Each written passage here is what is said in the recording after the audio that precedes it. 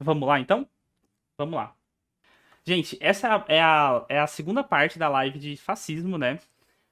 Inicialmente, o planejamento da live seria a gente ver o conceito de fascismo e o fascismo na Segunda Guerra na primeira parte da live, né? Na parte um da live.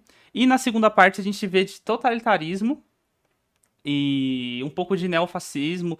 No caso, o fascismo depois da Segunda Guerra Mundial, né? E um pouco de neofascismo e um pouquinho de antifascismo. Só que com a pesquisa que eu fui fazendo, né? Eu meio que vi que tinha pontos mais importantes para serem ditos. Por exemplo, falar de antifascismo e falar de liberdade de expressão. Para essa live em específico, eu usei muito esse livro aqui, ó, o Manual Antifa. O Manual Antifascista do Mark Bray. Porque o conceito, tudo que eu falo sobre antifascismo, tudo que eu vou falar sobre antifascismo e liberdade de expressão, eu tirei dele, né? Então bora. A gente terminou a primeira parte da live falando sobre como o fascismo acabou na Itália e na Alemanha, né? Com a queda de Hitler e com a queda de Mussolini. E a gente vem, na segunda parte, a gente vai falar exatamente depois disso, porque alguns historiadores que colocam o fascismo simplesmente no conceito histórico dele. Que o fascismo foi o que aconteceu na Itália e na Alemanha até a Segunda Guerra Mundial, até o final da Segunda Guerra Mundial. Eu não concordo com essa teoria, com esse tipo de conceito de fascismo, justamente porque se os movimentos que acontecem de extrema direita, fascistas hoje, que tem todas as características do fascismo, só porque é de hoje e não é fascista, eu acho que pode confundir muito as táticas antifascistas que a gente pode ter. Eu ainda acho que hoje em dia a gente pode chamar o fascismo de fascismo. Mas vamos lá. A gente pegou o conceito de fascismo no geral. Só para a gente falar de conceito de fascismo depois da guerra, a gente precisa falar de totalitarismo. Mas para a gente falar de totalitarismo, a gente precisa falar do contexto histórico que estava depois da guerra, né? Depois da guerra, depois da Segunda Guerra Mundial, veio a Guerra Fria. E isso aí meio que muda tudo, né? A gente vai ver. O conceito de fascismo depois da Segunda Guerra Mundial. A gente tinha visto até a Segunda Guerra Mundial, mas depois da Segunda Guerra Mundial.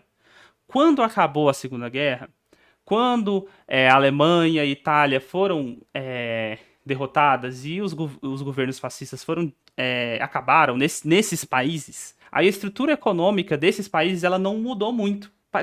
Ainda parecia muito um país capitalista. A Alemanha e a Itália ainda pareciam muito países capitalistas, porque eram países capitalistas.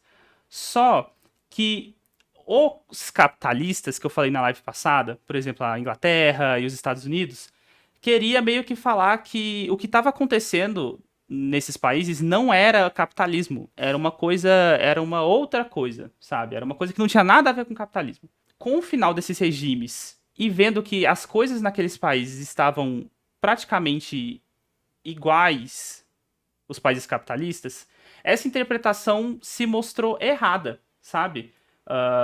As contradições do sistema capitalista elas ficaram cada vez mais escancaradas, sabe?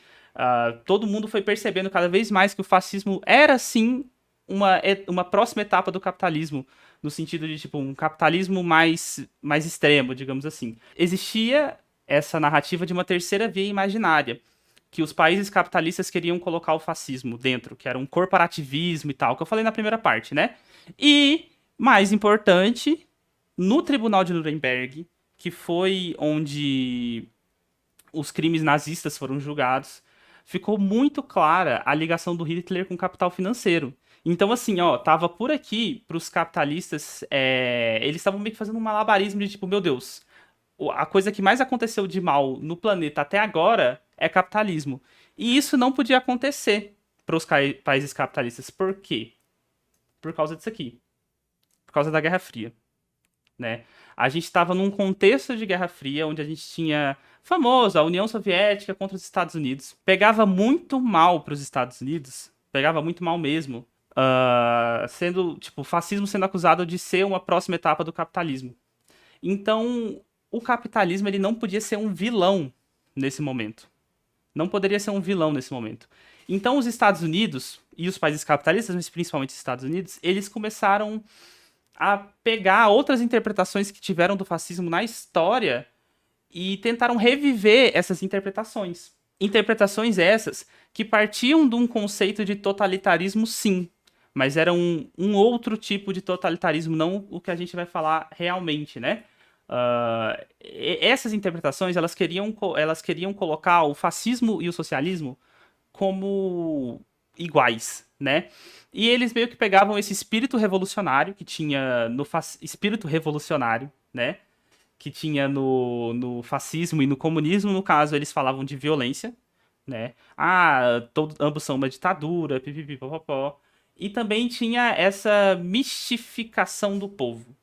No caso, o nazismo falava que queria a supremacia do povo alemão, enquanto a União Soviética, o comunismo, queria a supremacia de todo o povo. Então, eles meio que tentavam traçar parentescos que não cabiam, né? Essas interpretações totalitárias, eu vou pegar um exemplo delas aqui. Isso em 1926, olha só, 1926, isso foi um líder italiano que chama Luigi Sturzo. Ele é um cara que ele é contra o fascismo, mas ele também é anticomunista, né? A frase dele é o seguinte: no conjunto, só se encontra uma única diferença entre a Rússia e a Itália, a de que o bolchevismo é uma ditadura comunista, ou é um fascismo de esquerda, ao passo que o fascismo é uma ditadura conservadora, ou um comunismo de direita. Isso em 1926, tá? A gente está um pouco antes da Guerra Fria. Mas essas interpretações, elas eram um pouco falhas, né? Porque elas eram antigas. E elas precisavam ser rejuvenescidas, elas precisavam ser atualizadas. E quem teve o papel de atualizar essas narrativas foi essa senhora aqui, Hannah Arendt, né? Agora que a gente vai começar a falar do totalitarismo, né? E a Hannah Arendt, ela era uma filósofa alemã, ela tem origem judaica. Isso faz com que tenham polêmicas envolvendo essa tese dela de totalitarismo, né? Mas assim, a Hannah Arendt em si, deixa eu dar um disclaimer aqui. Hannah Arendt em si, ela tem trabalhos que eu não conheço, mas que eu sei que muita gente usa e são trabalhos úteis na historiografia, na filosofia e tudo. A gente vai falar aqui simplesmente do conceito da Hannah Arendt de totalitarismo. A Hannah Arendt, ela escreveu esse livro que é As Origens do Totalitarismo, né? E nele ela fala mais ou menos o que é o totalitarismo. Mas, vamos lá. O que é totalitarismo? A Hannah Arendt, ela atualizou esse conceito de totalitarismo que a gente estava falando antes. Era um conceito mais antigo e ela teve que atualizar para a fase que o mundo estava vivendo. Para atualizar esse conceito, ela começa com uma diferente concepção de imperialismo. Uma diferente concepção no caso do Lenin. Para ela, para Hannah Arendt, o imperialismo ele foi um aburguesamento da sociedade. Da sociedade, né? Que é a sociedade europeia para ela. Em que sentido? No século XIX, os grandes capitalistas dos países europeus foram para os países periféricos, África, Ásia e América, mas eu acho que no século XIX foi principalmente África e Ásia, e eles começaram a ter esse colonialismo nesses países, fazendo com que visões muito estabelecidas de divisão de classe nos países europeus fossem confundidas. As pessoas, elas estavam muito bem lá nos países dela, assim. Tipo, todo mundo, as classes sociais eram bem divididas. Mas, para Hannah Arendt, durante o imperialismo, essa divisão de classes ficou confusa. Porque agora os países europeus, eles em teoria, eles estariam oprimindo mais esses países periféricos ao invés das pessoas dos próprios países. Vocês conseguem entender? A Hannah Arendt, ela fala muito de massas nesse livro dela. O conceito de massa de Hannah Arendt às vezes é usado em trabalhos muito interessantes. Mas a gente vai falar um pouquinho sobre o que eram as massas para Hannah Arendt, né? Então, as massas para Hannah Arendt, elas ficaram desorientadas na fase do imperialismo, porque elas foram bombardeadas com um monte de politização. As massas, para Hannah Arendt, nesse período da história, elas eram consideradas apáticas e estúpidas pelas outras ideologias. Isso eu falei um pouco na parte um. Tanto até a direita conservadora, tanto até alguns campos progressistas consideravam essas massas... você não precisa trabalhar com as massas, entendeu? Elas eram meio que abandonadas. E, para Hannah Arendt, os totalitários se aproveitaram dessas massas estúpidas e apáticas serem abandonadas pelas outras ideologias e se aproveitaram delas para atacar a politização, né? E isso aí foi o que os fascistas fizeram. Isso foi o que os fascistas fizeram. Só que a Hannah Arendt bota que os comunistas também fizeram isso porque são os totalitários, né? O totalitarismo surgiu, no caso, ressurgiu, para inocentar o capital, né? Inocentar o capital da culpa do fascismo, inocentar o capital e equiparar o nazismo/fascismo ao comunismo.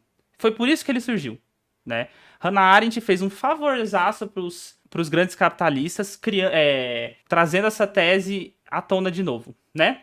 As características dos totalitários eram a seguinte: os totalitários, eles eram os malvados, eles eram mentes horríveis, pessoas horrorosas.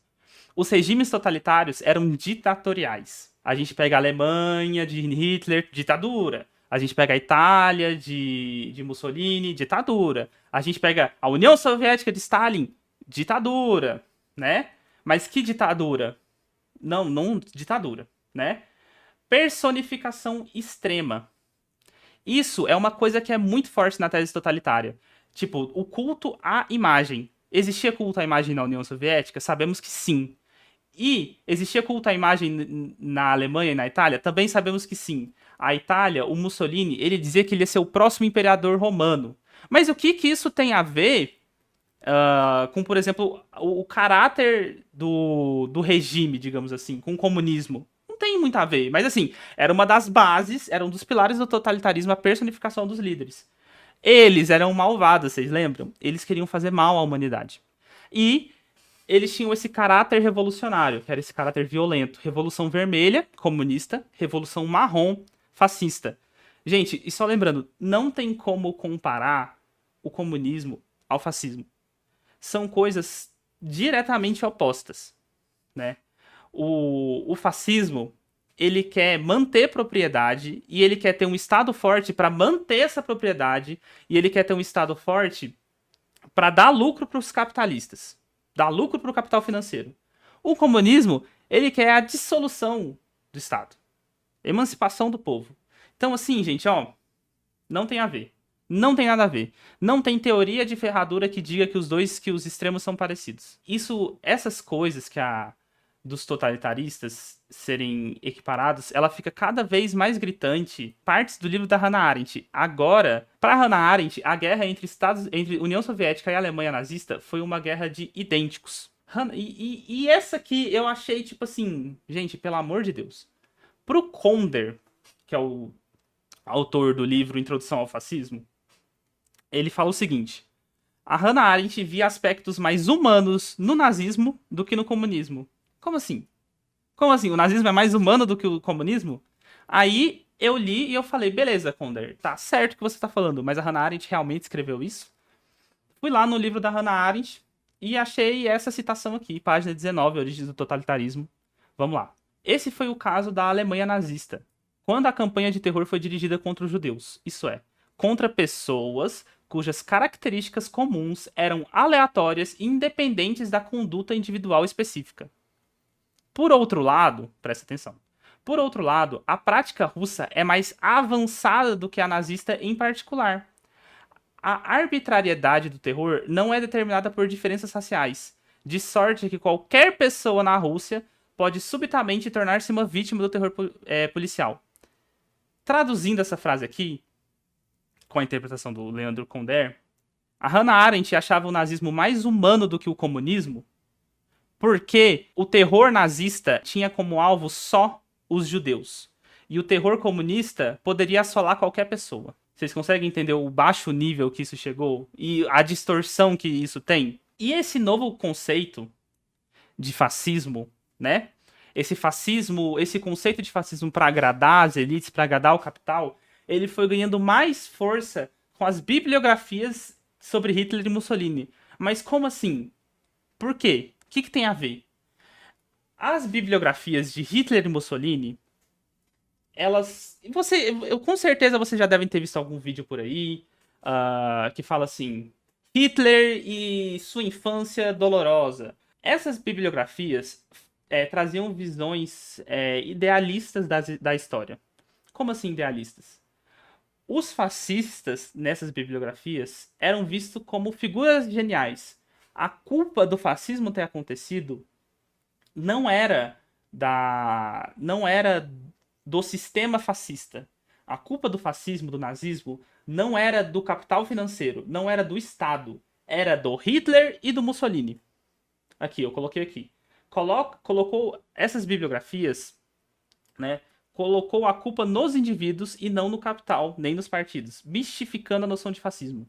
Então, meio que você tem uma bibliografia sobre a vida de Hitler, falando como ele era um ser horrível, horroroso, desprezível, que ele era o ser mais assombroso do mundo, e foi por causa dele que a Segunda Guerra Mundial aconteceu.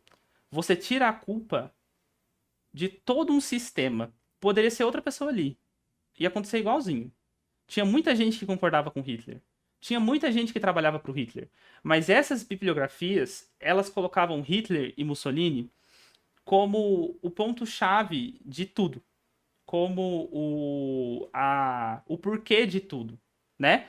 E, voltando para o totalitarismo, se a gente tem essas personalidades muito fortes, o Stalin também era uma mente do mal que fazia uma ditadura no país, lá na União Soviética, né?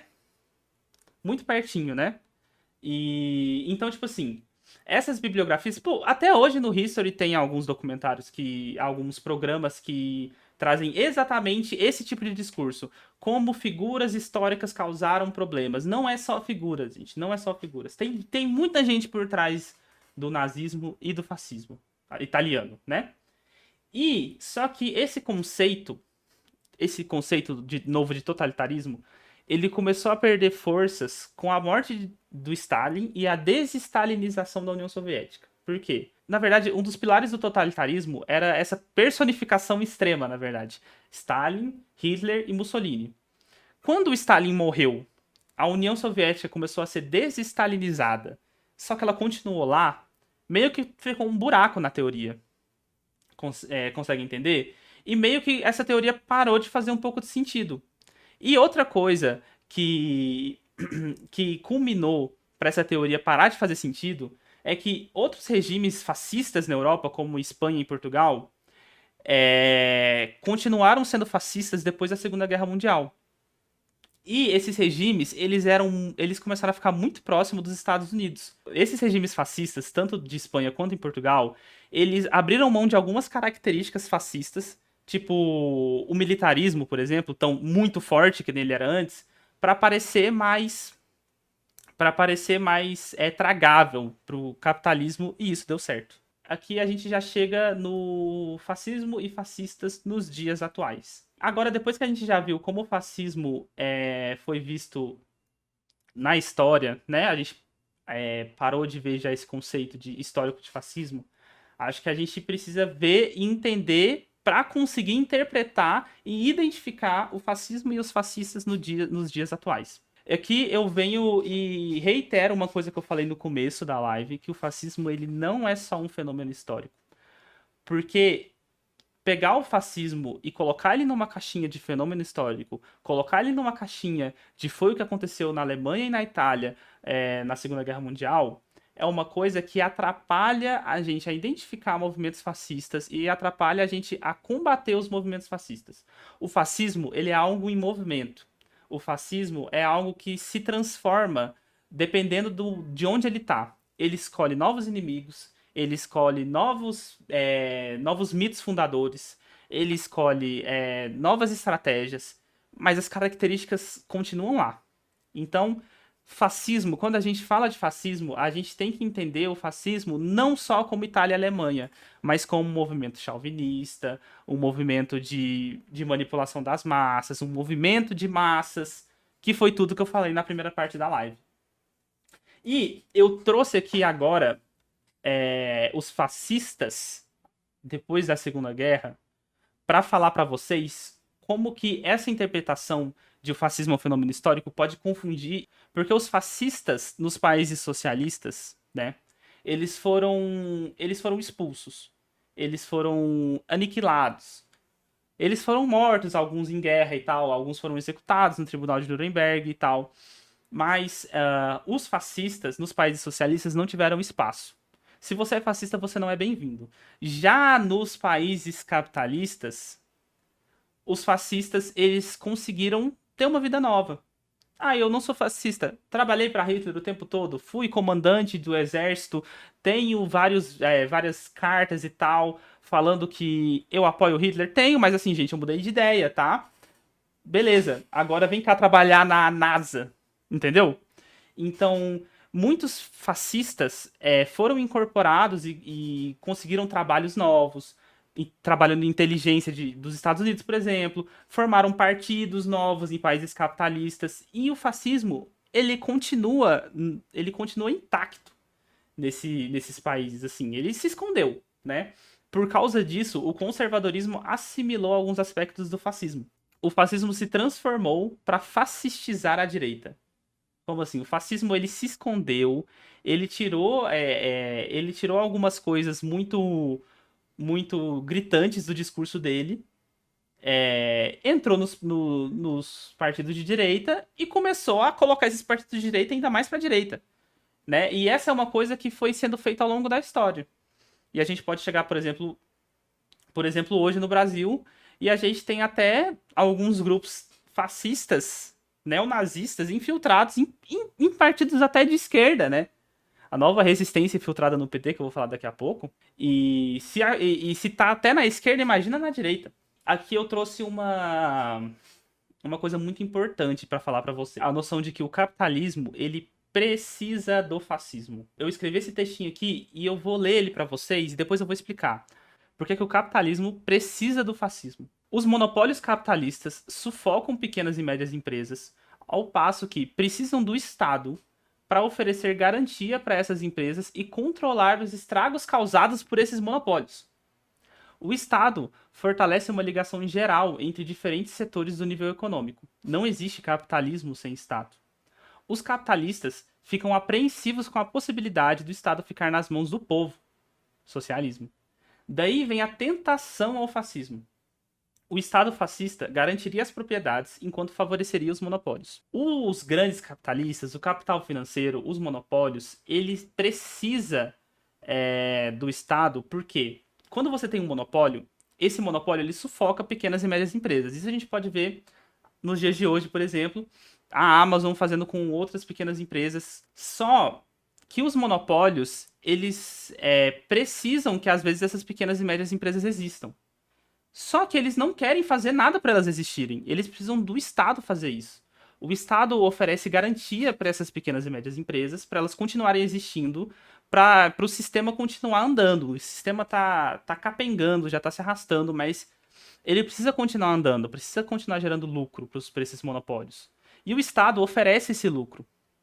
O problema é que, tendo a figura do Estado, ela pode ser tomada pelo povo. Socialismo, né? E isso, querendo ou não, dá um medinho nos monopólios, nos grandes capitalistas, né? Só que o Estado fascista, ele garantiria essa propriedade, garantiria esse lucro e também favoreceria os monopólios. Então, ter o Estado, para o capitalismo continuar andando, ele precisa que o Estado esteja lá.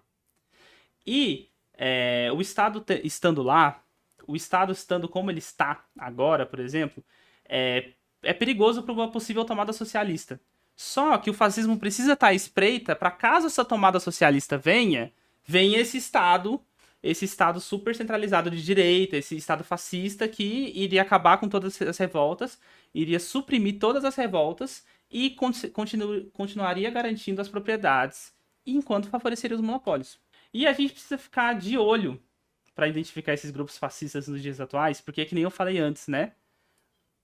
Quando a gente não toma cuidado, a gente tem isso aqui. A nova resistência, um grupo de extrema direita, neonazista, se infiltrando no PDT. E a gente tem que tomar muito cuidado com o entrismo, gente. Ah, o PDT não é lá essas coisas e tal. Não é lá essas coisas. Mas não tinha que ter nova resistência no PDT. Entendem? Agora, gente, como que a gente combate? Como que a gente lida com isso? Como que a gente impede da nova resistência entrar no PDT ou que fascistas, neonazistas entrem nas nossas comunidades? Como que a gente combate isso? Tadã! Antifascismo, boa. Agora a gente vai falar de antifascismo, porque pra gente conseguir lutar contra o fascismo, a gente precisa entender como. E isso o antifascismo fala pra gente. O que é antifascismo? Se a gente pegar antifascismo e falar que é literalmente o contrário de fascismo, uai, se é fascismo, o antifascismo é anti o fascismo. Isso não é só isso, é você pegar uma tática, é você pegar um método e, e você reduzir muito ele, sabe? Você reduzir, pegar algo que é gigantesco e reduzir a algo muito pequeno. Então, o que é o antifascismo? O antifascismo, ele pode ser uma ideologia, ele pode ser um método político, ele pode ser uma tendência, ele pode ser um ambiente, ele pode ser um instrumento de autodefesa coletivo e por aí vai. O antifascismo não dá pra você colocar numa caixinha. Os grupos antifascistas, eles podem ser ou marxistas, ou anarquistas, ou uma mistura dos dois também. Tem várias correntes, né? O que o Mark Bray fala, que é o autor do livro Manual Antifascista, ele fala o seguinte: o antifascismo é uma discussão sobre a continuidade histórica entre diferentes eras de violência da extrema-direita e as muitas formas de autodefesa coletiva que foram exigidas em todo o mundo ao longo do século passado. O que quer dizer isso? Né? Pro Mark Bray, e eu não sei se é só o Mark Bray, não. Eu acho que isso é um consenso. O antifascismo, ele surgiu porque o fascismo surgiu, né? Você não tem como ter um movimento anti alguma coisa sem ter aquela coisa, né? O movimento antifascista, ele surgiu como um movimento de autodefesa, tá bom? O movimento antifascista, ele surgiu quando movimentos fascistas surgiram. Movimentos fascistas barra protofascistas. Por que eu tô falando isso? Porque a gente pode pegar o fascismo, ele surgiu na Itália e na Alemanha na Segunda Guerra. Mas antes disso, ainda tinham movimentos fascistas. Movimentos fascistas, vide movimentos de opressão, né? E os movimentos antifascistas surgiram para ser uma autodefesa. Esses grupos que se formaram, que às vezes nem se intitulavam antifascistas, eles surgiram para se defender contra movimentos opressores. Por exemplo, tem algumas teses de como o antifascismo surgiu, como o movimento antifascista surgiu. Algumas pessoas dizem que foi lá em 1860, com o surgimento da Ku Klux Klan lá nos Estados Unidos, né? Ku Klux Klan é um movimento de supremacia branca e o movimento que surgiu para se defender e resistir à Ku Klux Klan era sim um movimento antifascista. Ku Klux Klan era um movimento protofascista, né? E tem outras teses que falam que o antifascismo surgiu no século XIX na Europa. Eu acho que a gente não precisa necessariamente falar, onde surgiu e tal. A gente só tem que pegar aqui. Primeiramente, o antifascismo é um movimento de resistência e um movimento de autodefesa. A gente pode atacar? A gente pode e a gente deve atacar como antifascista. Mas a gente primeiro precisa se defender. Se o antifascismo ele surgiu lá em 1860, por aí, como que foi os movimentos antifascistas nos países onde o fascismo e o nazismo, por exemplo, entrou no poder? Eu vou pegar aqui os dois principais, porque a gente falou de Itália e Alemanha na parte um. Eu acho legal a gente falar de movimentos antifascistas na Itália e na Alemanha aqui na parte 2, né? A gente tem aqui, eu acho que vocês estão vendo bem, um pôster do KPD. KPD é o Partido Comunista da Alemanha. E o KPD, ele tinha uma seção do partido que era a Antifaschische Action, né? Que é onde que essa bandeira, por exemplo, que eu tô vestido, esse símbolo vem de lá. Era uma seção do Partido Comunista da Alemanha. E a gente tem. E o cartaz ele diz: termine com esse sistema, né? Aqui um trabalhador e aqui o sistema. A gente pode ver bem aqui o Hitler, tá vendo? E na Itália a gente tinha o Arditi del Popolo, que em tradução literal é a ousadia do povo. Essa imagem eu já mostrei ela na parte 1. O símbolo deles, a simbologia deles é um pouco confusa pra gente, né? Eu tava vendo, inclusive, com o Frank e com o Alan no dia, a simbologia deles é tipo uma caveira com uma faca na boca. E aqui no Brasil, isso não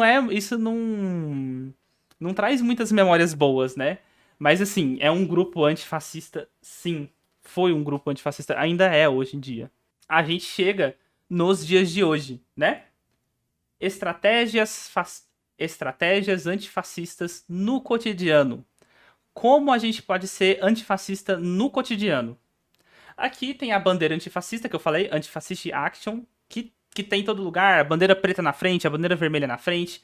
É a união do anarquismo e do marxismo contra o fascismo, né?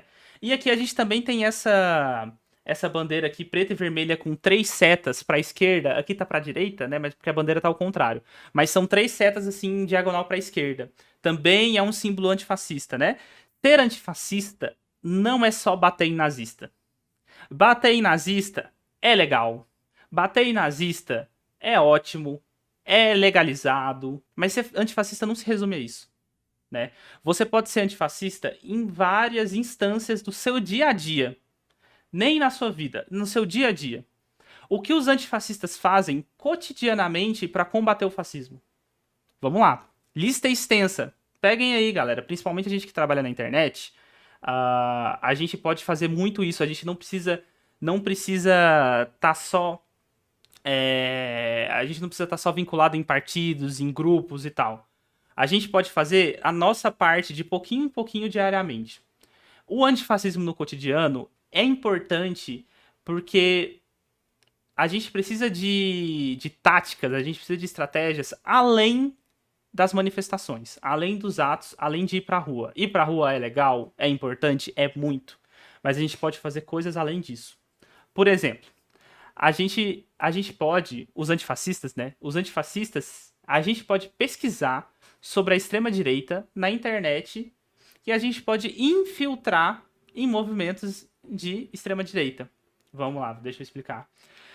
Se a gente tem uma ferramenta como o Twitter, por exemplo, a gente vê que às vezes tem uns fascistinha, uns nazistinha lá no Twitter, que às vezes se infiltram em movimentos de esquerda. A gente pode pesquisar, a gente pode falar, é esse, alertar, expulsar da comunidade, e a gente pode também infiltrar esses movimentos. Destruir esses movimentos por dentro. Uma tática antifascista, que tá nesse livrinho aqui, se vocês quiserem, leiam, né? Que em 1890, eu não lembro, eu acho que foi na Alemanha ou na França, eu fiquei com isso na cabeça porque eu achei muito legal. Estavam tendo reuniões protofascistas de supremacia branca. E nessas reuniões, tinha lá o líder que falava e discursava absurdos.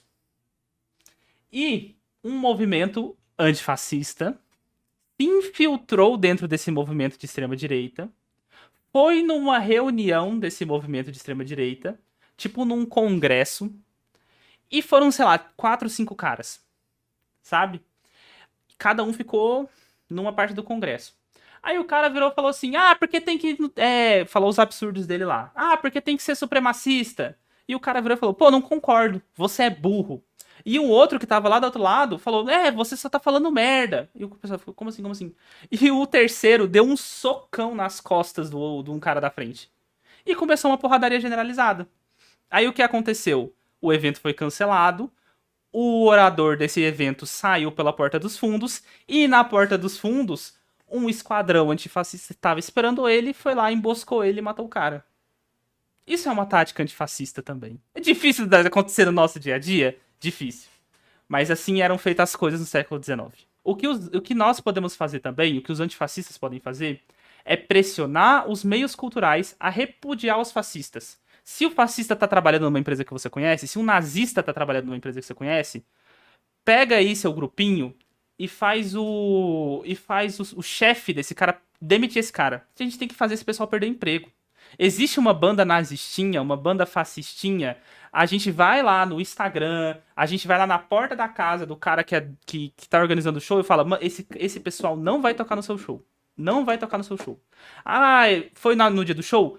Vai em cima do palco, vocês não vão tocar nisso aqui. A gente tem que isolar essas pessoas.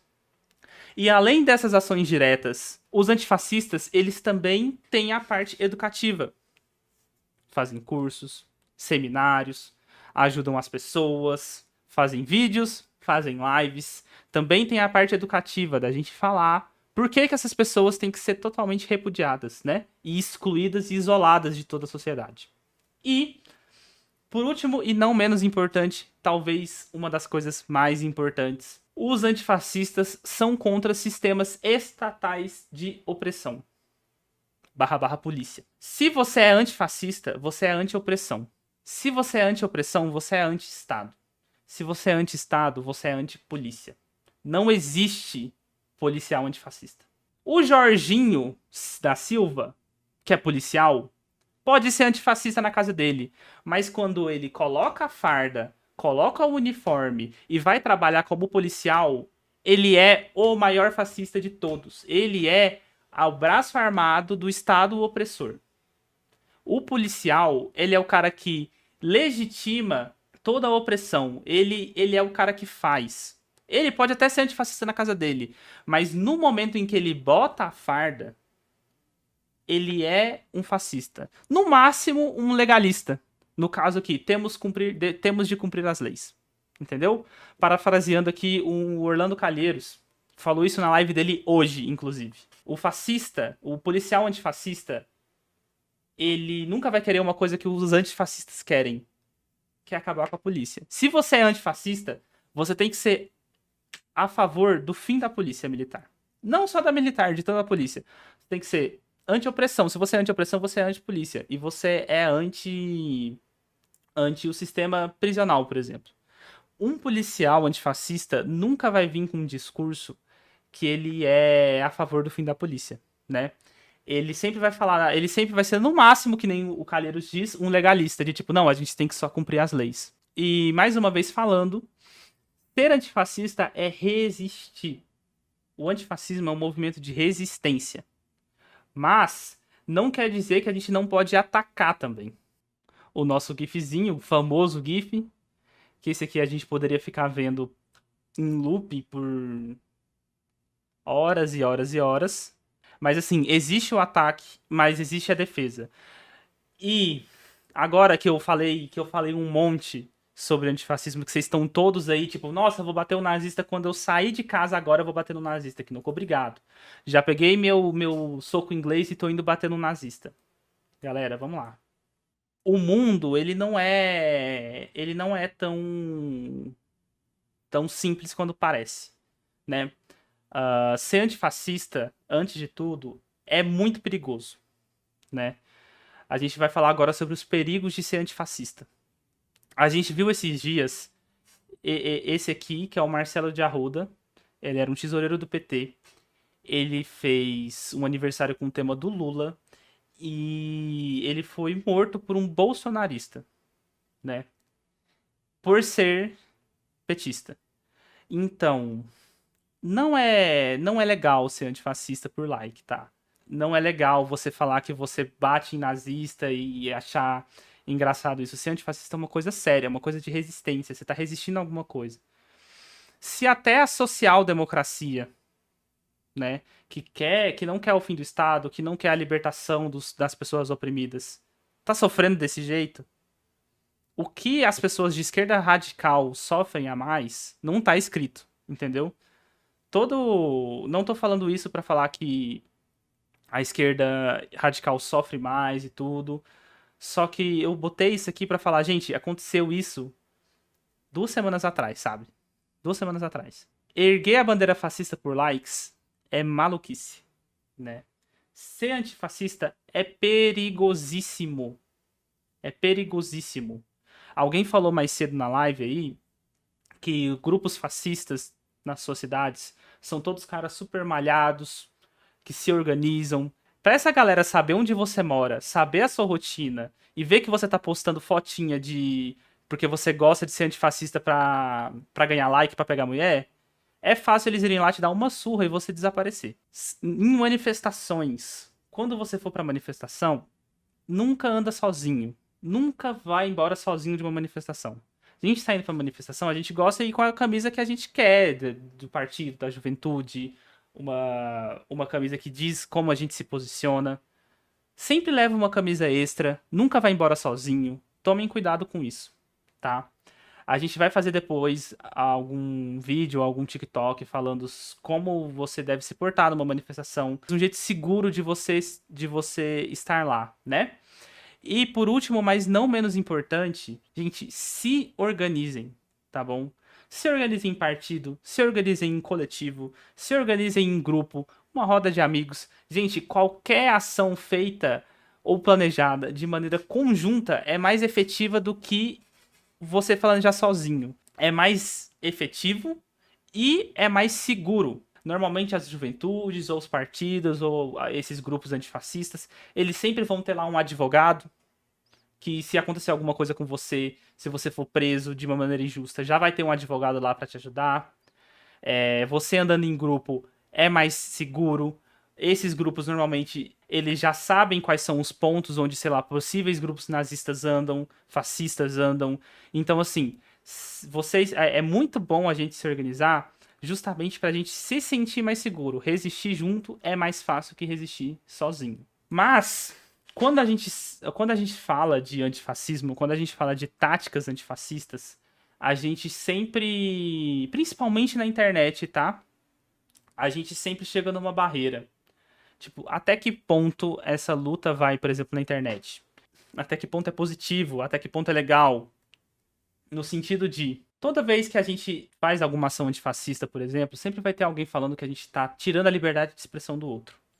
E eu acho muito importante a gente saber o porquê a gente tá tirando essa liberdade de expressão, se a gente realmente tá tirando. A gente precisa saber pra gente combater.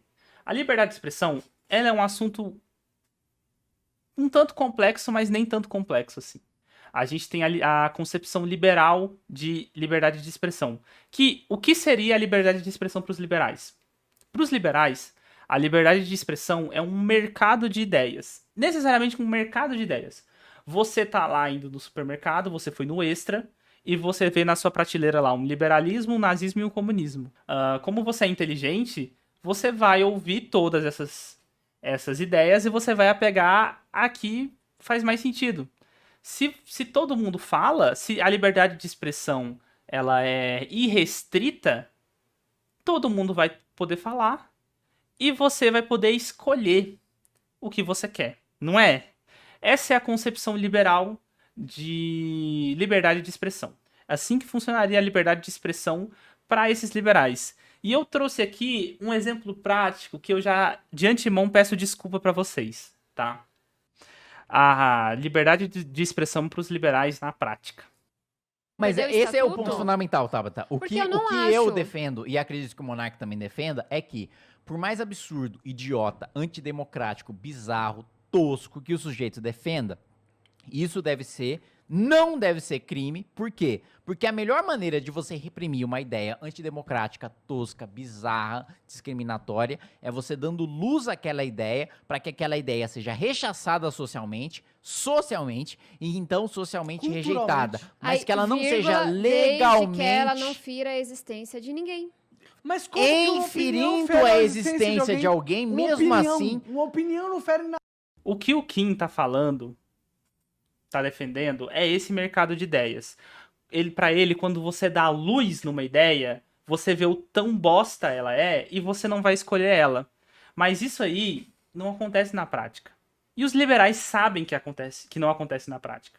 Então por que os liberais defendem isso? Porque para eles funciona. A metáfora do mercado de ideias, ela tá correta. Mas não do jeito que os liberais, que o Kim falou aqui, né? A gente tem o direito de a gente tem o direito de fala contra o direito de capacidade de ser ouvido. Na sociedade capitalista, todas as pessoas têm direito de fala. Ponto.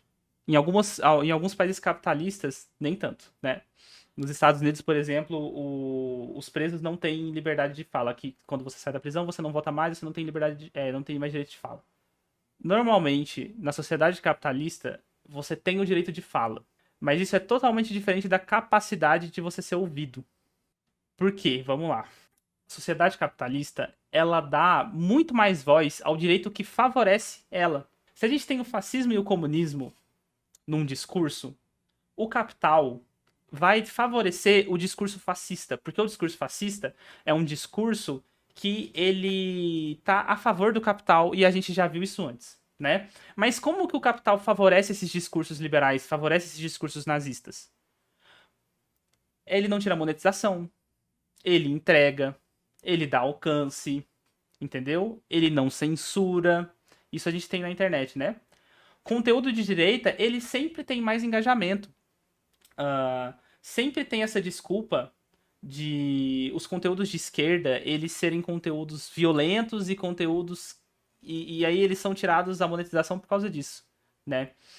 Só que os conteúdos de direita, como são conteúdos que são a favor do capital e são a favor da continuidade da propriedade privada, eles sempre têm mais engajamento.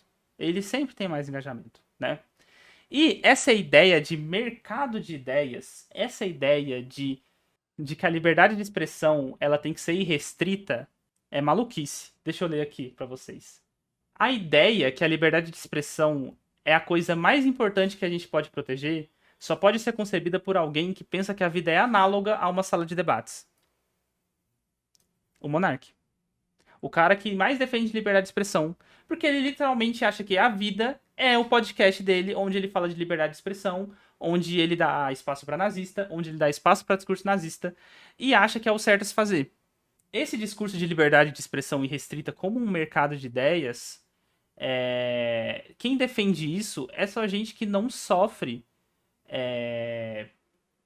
que não é oprimido em geral, que não sofre com ter tirado a liberdade de expressão, né? Que o discurso nazista, que o discurso fascista não atinge essas pessoas, né? O monarca que é um cara branco, rico, que os discursos que ele dá voz, ele vai sofrer por esses discursos? Não vai. E, vamos lá. Como eu falei anteriormente, os liberais, eles tiram a liberdade de expressão das pessoas, só que de maneira velada. Quando você corta a monetização, corta o engajamento, não dá espaço, bane de certas plataformas, você também está tirando a expressão. Só que você tira essa liberdade de expressão de uma maneira mais velada, né? Os liberais, eles estão tirando a liberdade de expressão das pessoas, mas é uma coisa que está por baixo dos panos. E a diferença dos liberais e dos antifascistas é que os antifascistas, eles falam sim, estamos tirando a liberdade de expressão. E a gente tá tirando a liberdade de expressão dos fascistas porque eles são fascistas e ponto. Se você der voz aos fascistas, você tá botando a sociedade em perigo. Você tá botando pessoas marginalizadas em perigo. Então você não pode dar voz a essas pessoas. Pessoas que calam os fascistas não são pessoas aleatórias. Não é alguém aleatório que decidiu calar os fascistas. Quem decide calar os fascistas são pessoas que estão na luta tem muito tempo. Que sabem o que deve ser calado e o que não deve ser falado.